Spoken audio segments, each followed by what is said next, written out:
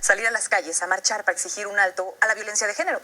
Según autoridades capitalinas, asistieron 80,000 personas. Cientos de miles de mujeres se manifestaron ayer en todo el país para exigir respeto a sus derechos y detener la violencia de género. Este 8 de marzo se conmemora el Día Internacional de la Mujer. El año pasado, la marcha del 8 de marzo fue histórica.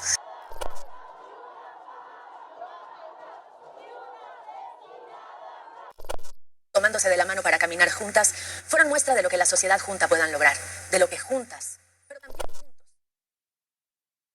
Lo que acabamos de escuchar son una muestra de la fuerza del movimiento de las mujeres en México, las marchas del 8 de marzo, en el marco del Día Internacional de la Mujer, que cada año convocan a miles de mujeres a tomar las calles en distintas zonas del país. Nosotras somos Arlet García y Carolina Camacho, y les damos la bienvenida a Periódicas, el podcast que da una mirada al pasado de las mujeres y lo traduce al presente, con todo lo bueno y lo malo que eso puede significar.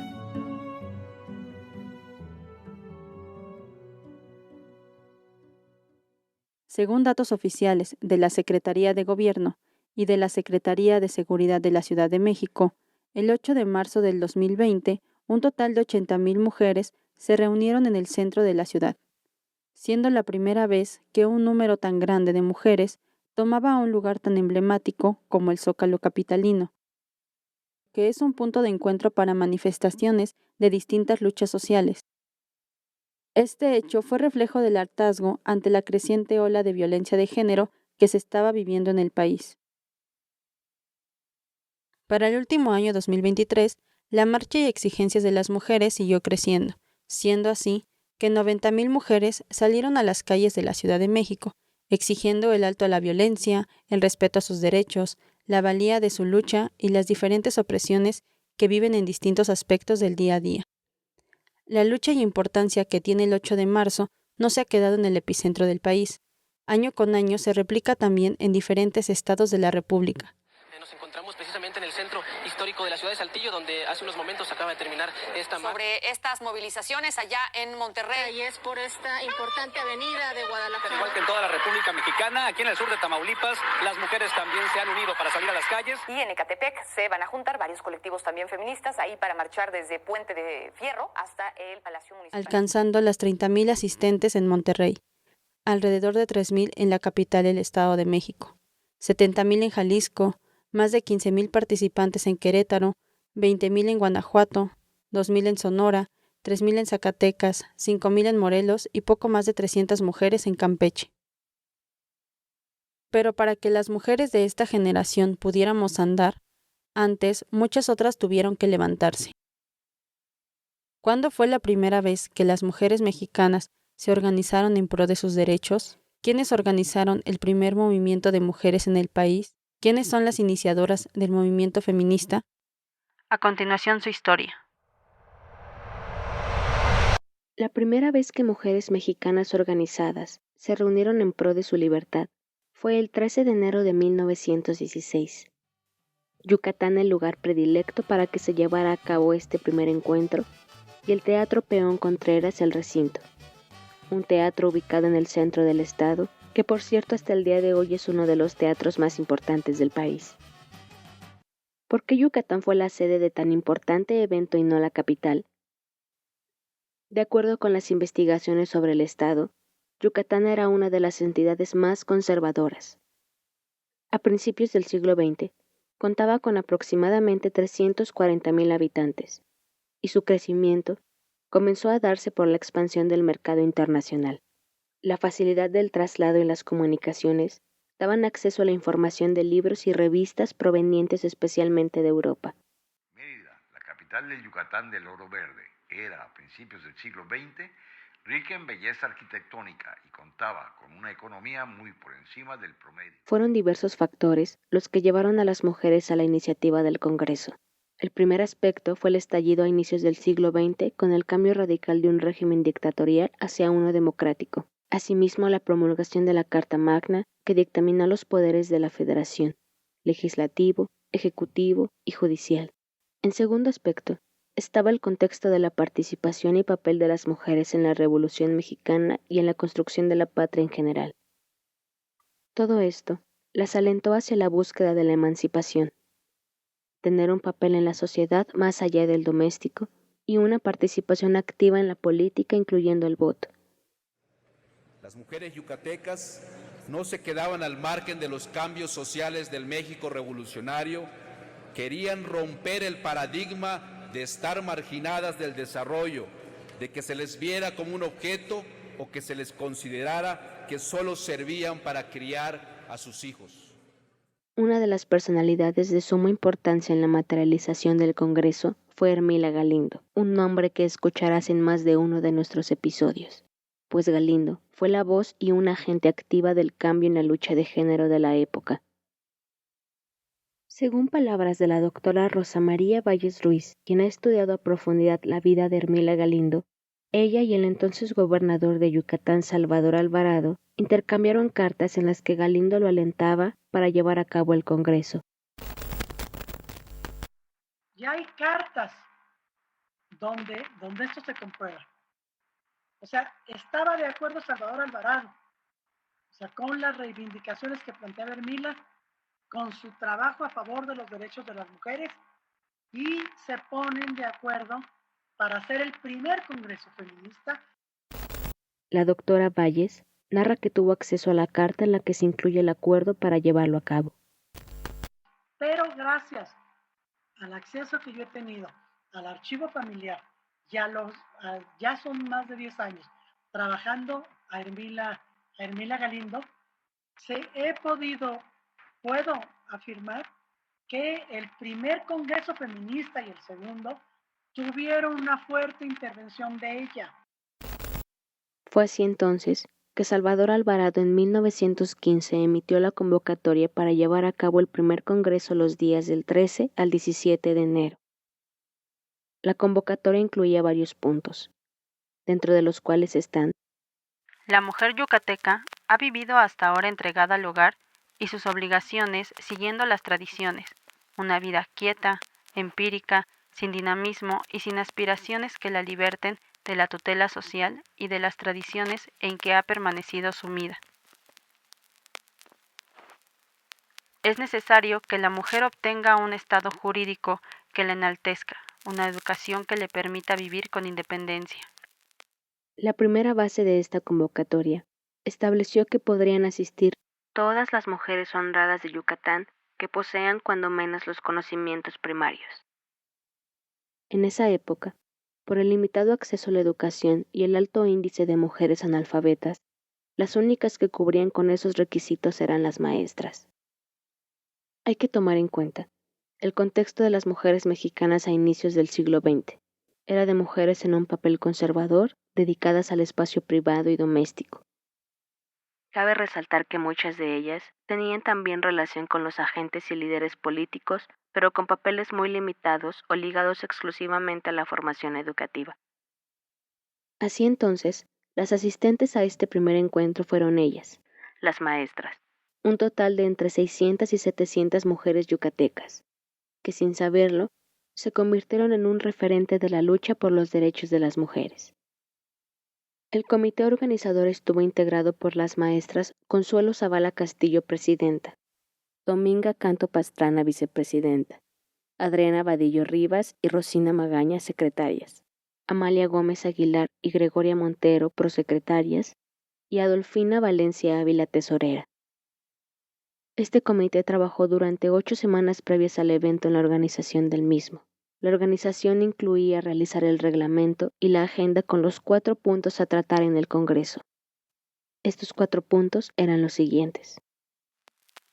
1. ¿Cuáles son los medios sociales que deben emplearse para someter a la mujer del yugo de las tradiciones? 2. ¿Cuál es el papel que corresponde a la escuela primaria en la reivindicación femenina, ya que aquella tiene por finalidad preparar para la vida? 3.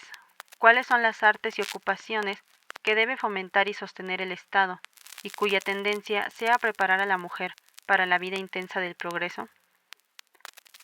4. ¿Cuáles son las funciones públicas que puede y debe desempeñar la mujer a fin de que no solamente sea elemento dirigido, sino también dirigente de la sociedad?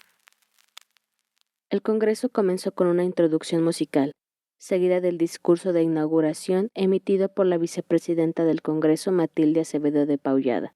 Después se realizó la protesta de la Junta Directiva y por último se dio lectura a la ponencia de Ermila Galindo, quien por cierto al ser residente de otro estado no asistió al evento. Su ponencia titulada La mujer del porvenir provocó inquietud en gran parte de las asistentes, pues para algunas, las ideas que defendía y promulgaba Ermila eran inmorales y sin pudor. No sorprenden las reacciones que pudieron tener algunas, pues en el Congreso las asistentes eran diversas en varios sentidos, incluyendo en la ideología política y social. Según las crónicas del Congreso registradas por el periódico La Voz de la Revolución, las congresistas se dividían en los siguientes grupos. Feministas moderadas.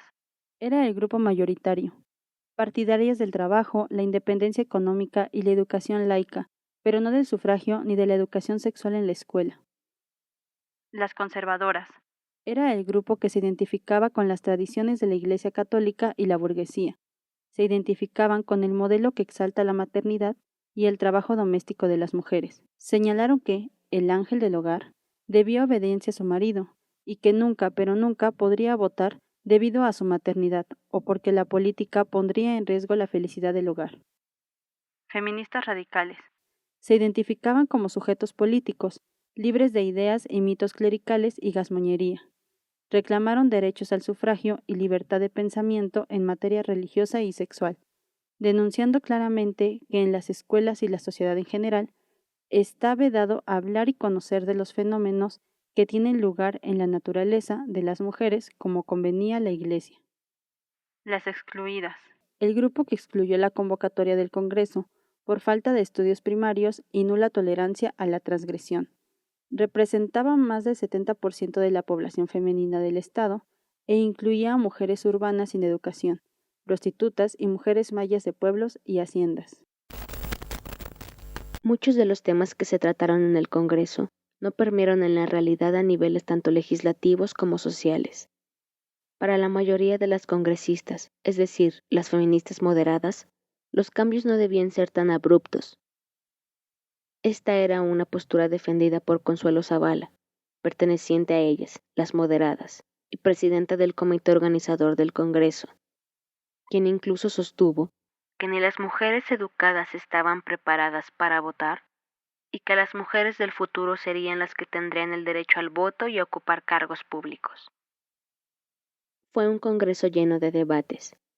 Algunas cronologías cuentan que avanzada la sesión y las discusiones, el congreso estaba dividido en dos polos, conservadoras y radicales. Los 4 puntos en la agenda fueron tratados uno por uno, terminando con un total de 21 conclusiones, todas enfocadas en la búsqueda de la igualdad. Incluían cambios en la legislación, en la educación. Buscaban que las mujeres pudieran desarrollarse más allá de las tareas del hogar, incluyendo en el arte y la literatura. A continuación escucharemos 5 de esas 21 conclusiones. Gestionar ante el gobierno la modificación de la legislación civil vigente, otorgando a las mujeres más libertad y derechos para que pueda con esa libertad escalar la cumbre de nuevas aspiraciones. La efectividad de la enseñanza laica, que la mujer tenga una profesión, un oficio que le permita ganarse el sustento en caso necesario. Creación del mayor número posible de escuelas granjas mixtas. Pueda la mujer de porvenir desempeñar cualquier cargo público que no exija vigorosa constitución física, pues no habiendo diferencia alguna entre su estado intelectual y el del hombre, es tan capaz como éste de ser elemento dirigente de la sociedad. A pesar de que fue un tema ampliamente discutido durante el Congreso, y aunque las peticiones apelaban a que las mujeres pudieran desempeñar cargos públicos, el sufragio femenino no fue incluido en estas conclusiones. Un hecho que sin duda fue un obstáculo para los avances de las mujeres, pero que también alentó a aquellas que estaban seguras de que el voto femenino era ese siguiente gran paso que las mujeres debían seguir. Sí aprobaron el que se pudiera meter en la Constitución del Estado que toda mujer de 21 años o más pudiera desempeñar cargos consejiles y el derecho a votar y ser votada en elecciones municipales, porque pese a que esta fue una propuesta que aprobaron los participantes, ya en las conclusiones ya no la incluyeron. Por un lado, aprueban una propuesta, pero en las conclusiones no la meten. En vías de que las resoluciones de este primer Congreso dejaron temas de suma importancia pendientes, entre ellas el derecho al voto, un segundo Congreso fue convocado para el mes de noviembre de ese mismo año. Con participación muy controlada, a este segundo Congreso asistieron un total de 234 mujeres, que una vez más discutirían 4 puntos en forma de interrogantes. A continuación los puntos. 1. Si la escuela primaria debe iniciar a las mujeres en actividades que hasta ahora fueron únicamente para hombres, ¿cuáles son esas artes y ocupaciones? 2. ¿Cómo se hace para convertir a la mujer en un agente de la difusión científica y de la libertad? 3. En caso de divorcio, ¿quiénes deben hacerse cargo de los hijos? Y por último, uno de los temas más importantes a tratar. 4. Las mujeres y el voto, electoras y candidatas. Del trabajo de la doctora Rosa María Valles Ruiz, hemos rescatado algunos comentarios dichos por diversas asistentes respecto al sufragio. A continuación sus intervenciones. El hombre no necesitó siglos para aprender a votar. Se debe comenzar a hacerlo. Francisca Ávila. El obrero vota y participa en su destino. ¿Por qué no podemos hacerlo las mujeres? Comencemos en el municipio, cuando menos. Esperanza Romero. El hogar es lo primero. Ser buena ama de casa, madre. El voto nos amargaría la vida, porque somos apasionadas. Nos enojaría que no ganara algún candidato nuestro. Consuelo Andrade. No consiento que me llamen feminista exaltada. La mujer no debe llorar, llorar, llorar, sino luchar, luchar, luchar. Mercedes Betancourt, de las más radicales del segundo Congreso. Como podrás darte cuenta, el sufragio femenino fue un tema recurrente y de amplio debate. Ni en el primero ni en el segundo Congreso las mujeres lograron llegar a un consenso respecto al tema, un asunto que probablemente ralentizó el ritmo de los cambios en su beneficio. Pero tampoco hay que olvidar que la decisión no solo dependía de ellas, por el contrario. Para los agentes líderes de la época, mantener a las mujeres a niveles de inferioridad respondía no solo a sus intereses ideológicos, sino también políticos. Por ello, la lucha hacia el sufragio se convirtió en el eje central del feminismo mexicano para los siguientes años. Una lucha larga que valdrá la pena revisitar en alguno de nuestros siguientes episodios. Los congresos de Yucatán son indudables ejemplos de que escucharse y hacerse escuchar de manera colectiva, aun con diferencias, fue, es y será parte fundamental del cambio. Más de 100 años han pasado desde la primera vez que las mujeres se organizaron en un mismo lugar reclamando sus derechos, un acontecimiento que si bien es conocido, reconocido y difundido por muchísimas académicas, vale la pena recordarlo e integrarlo en la conciencia colectiva. Pues hablamos de un suceso que marcó un antes y un después en la vida de las mujeres mexicanas y por ende en la sociedad entera. El 13 de enero de 1916 en México no fue un día cualquiera.